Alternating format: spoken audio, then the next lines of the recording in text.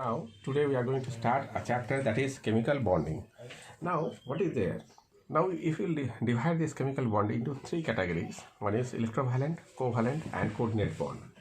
Now, you see what is a covalent chemical bond. The definition of chemical bond: a chemical bond may be defined as the force of attraction between any two atoms in a molecule to maintain stability. That is chemical bond. Now, there are three methods in which atoms can achieve a stable configuration. What are those methods? Those methods are electrovalent, covalent, and coordinate bond. Now, what is an electrovalent? The transfer of one or more electrons from one atom to another atom to form electrovalent or ionic bond. Now, what is a covalent bond? It is a bond which is formed between two atoms by mutual sharing of electrons. Now, what is a coordinate bond? See, in a coordinate bond, when the shared pair of electrons are contributed by only one of the combining atoms, the bond formed is known as coordinate bond. Now, what is an electrovalent bond? Say, for example, I am giving an example of electrovalent bond.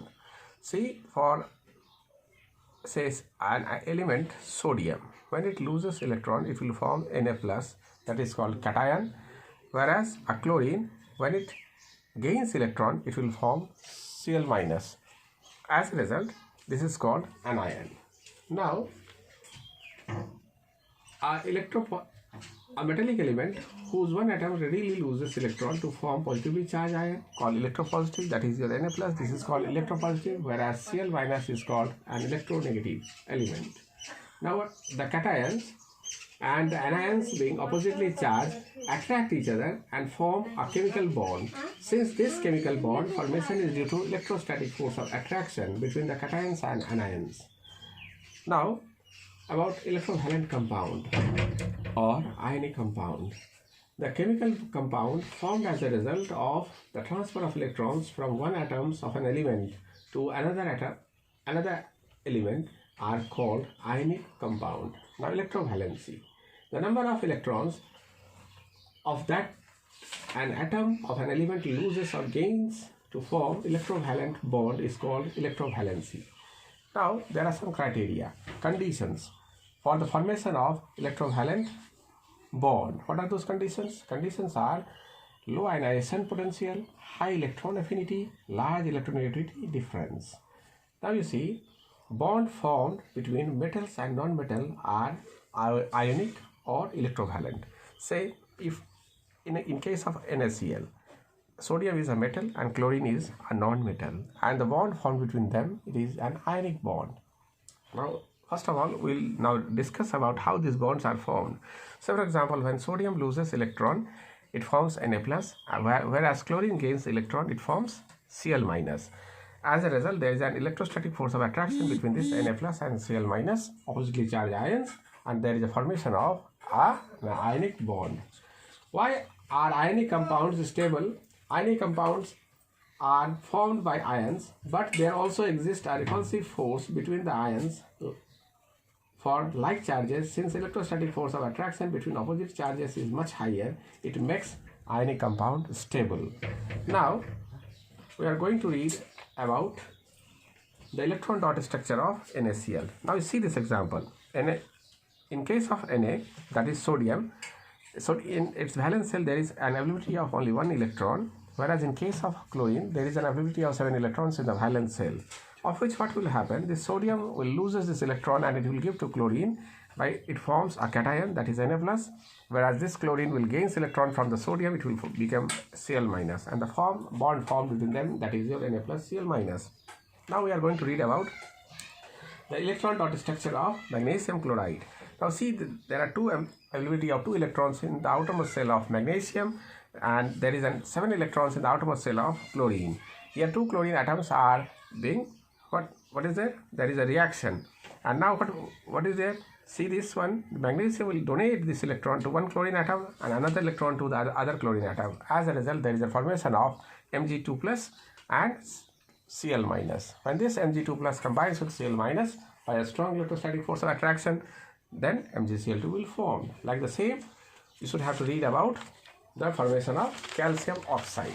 Now, we are Now we are going to read about some portions, say for covalent bond. What is a covalent compound or covalent bond? See, the chemical bond that is formed between two combining atoms by mutual sharing of one or more pair of electrons is called. Covalent bonds are of following three types: single covalent bond, double covalent bond, and triple covalent bond. What is a single covalent bond? Now, single covalent bond. For single covalent bond, example is methane. This carbon atom is having 4 valence electrons, which combines with 4 hydrogen atoms. As a result, it will form CH4. This is for formation of single covalent bond. For the formation of double covalent bond, example is carbon dioxide. Now, this carbon combines with oxygen in this way. Now, this is an example of, say, why? Because the valency of this carbon and oxygen will be what? It will share those electrons. As a result, there is a formation of double bond. Other examples of double bond, that is your ethylene, C2H4. That is, its structure is like this. Say, the bond between two carbon atoms is double bond, and this is an example of C2H4. Now, for a triple covalent bond, example is nitrogen. Nitrogen, you see. Now, why it is like this? Because 3 electrons are being shared by other 3 electrons of the other nitrogen atom. As a result, a bond is formed in between them. This is your triple covalent bond. These are the 3 types of bond present in a covalent bond. That is your single covalent bond, double covalent bond, and triple covalent bond. Now we are going to read about non-polar and polar covalent compound. See, covalent compounds are non-polar when shared pair of electrons are equally distributed between the two atoms. No charge separation takes place. The molecule is symmetrical and electrical neutral. If the two covalently bonded atoms are identical, the shared electron pairs is at an equal distance from the combining atoms. That is, the shared electron pair is equally attracted by the nuclei of two types of charge. Such molecules are non-polar. For example, hydrogen, chlorine, oxygen. See, the bond formed between two dissimilar atoms can be non-polar if their electronegativity difference is little and their structure permits the share of electron to attract equally the linked atoms, and thus the molecule becomes symmetrical. For example, methane. The shared pair of electrons in methanes are at equal distance from the carbon and hydrogen atom because the two have a nearly equal electronegativity. These compounds do not ionize in water due to lack of charge separation. The covalent compounds are said to be polar when shared pair of electrons are not at equal distance between the two atoms. This results in the development of fractional positive and negative charge on them, and they ionize in water. For example, HCl. What is there? There is a strong electronegative difference between this HCl. As a result, this is a polar covalent bond. It is having a polar covalent bond. Now, other examples of polar covalent compounds are water, ammonia, and hydrogen fluoride. Now you see, the process by which covalent compounds are converted into ions is called ionization. The more electronegative difference between the atoms forming a bond, the more is polar nature of the molecule. The bond formed between two atoms with same electronegativity is non-polar. With slightly different electronegativity is polar. With much electronegative difference is ionic.